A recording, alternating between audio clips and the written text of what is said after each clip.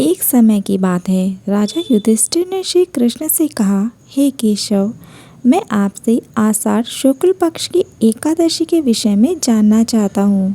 तब श्री कृष्ण ने कहा, राजन, मैं आपको वो कथा सुनाता हूँ जो ब्रह्मा जी ने नारद जी को सुनाई थी। एक समय नारद जी ने ब्रह्मा जी से आषाढ़ शुक्ल पक्ष की एकादशी के बारे में पूछा। तब ब्रह्मा जी ने उत्तर दिया, नारद, तुमने कलयुग में जीवों के उद्धार के लिए बहुत ही उत्तम प्रश्न किया है। देवशयनी एकादशी का व्रत सब व्रतों में सबसे उत्तम है। इस व्रत को करने से समस्त पाप नष्ट हो जाते हैं और जो लोग यह व्रत नहीं करते वो नरकगामी हो जाते हैं। अब मैं तुमसे एक पौराणिक कथा कहता हूँ, तो मन लगाकर सुनना। सतयुग में माधांता नाम का एक चक्रवर्ती सम्राट राज्य किया करते थे, जो सत्यवादी और महान प्रतापी थे। उनके राज्य में प्रजा को किसी बात का कोई कष्ट नहीं था। वे अपनी प्रजा का पुत्र की भांति पालन पोषण किया करते थे। उनकी प्रजा बहुत ही सुखी थी, लेकिन भविष्य में क्या हो जाए ये कोई नहीं जानता। अतः वे भी नहीं जानते थे कि उनके राज्य में शीघ्र ही भयंकर अकाल पड़ने वाला है। कुछ दिनों बाद उनके राज्य में 3 वर्ष तक वर्षा न होने के कारण भयंकर अकाल पड़ा। इस अकाल के कारण पूरे राज्य में चारों तरफ त्राही त्राही मच गई। धर्म के कार्य जैसे यज्ञ, हवन, पिंडदान, कथा, व्रत सब काम कम हो गए थे। परेशान प्रजा ने राजा को अपनी वेदना की दुहाई दी।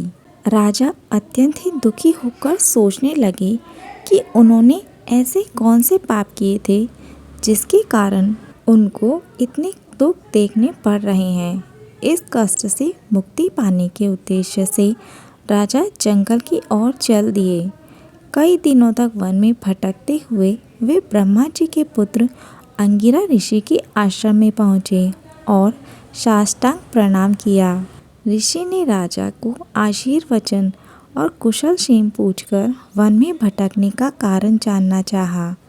तब राजा ने हाथ जोड़कर कहा, महात्मन, मैंने सभी प्रकार के धर्म का पालन किया, लेकिन फिर भी मुझे और मेरी प्रजा को इतने कष्ट क्यों भोगने पड़ रहे हैं? इसका क्या कारण है? कृपया कोई समाधान बताइए। तब ऋषि ने कहा, हे राजन, सभी युगों में उत्तम युग ये सतयुग है, जिसमें छोटे से पाप का भी बड़ा भयंकर दंड मिलता है। इसमें धर्म अपने चारों चरणों में व्याप्त रहता है, अर्थात इस युग में धर्म की सबसे अधिक उन्नति है। ब्राह्मण के अतिरिक्त किसी अन्य जाति को तप करने का अधिकार नहीं है, लेकिन आपके राज्य में एक शूद्र तपस्या कर रहा है। इसी कारण आपके राज्य में वर्षा नहीं हो रही है। जब तक वह काल को प्राप्त नहीं होगा, तब तक तुम्हारे राज्य में यह हाहाकार खत्म नहीं होगा। यदि तुम अपनी प्रजा का भला चाहते हो तो उसे मारना होगा।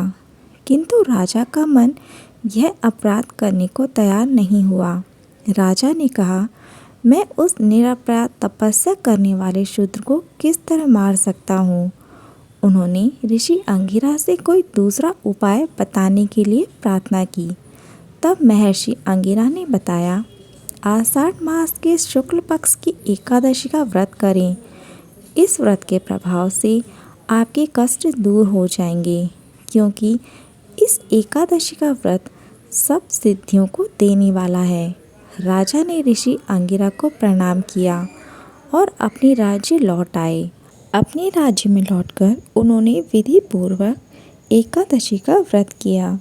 व्रत के प्रभाव से उनके राज्य में मूसलाधार बारिश हुई। बारिश के कारण उनका राज्य धन धान्य से भर गया। मित्रों, शास्त्रों में बताया गया है कि एकादशी का व्रत करने व कथा पढ़ने से मनुष्य के इस लोक व परलोक से मुक्ति हो जाती है, वह उसके सभी पापों का नाश होता है। कथा कैसी लगी प्लीज़ कमेंट करके बताइएगा। राधे राधे।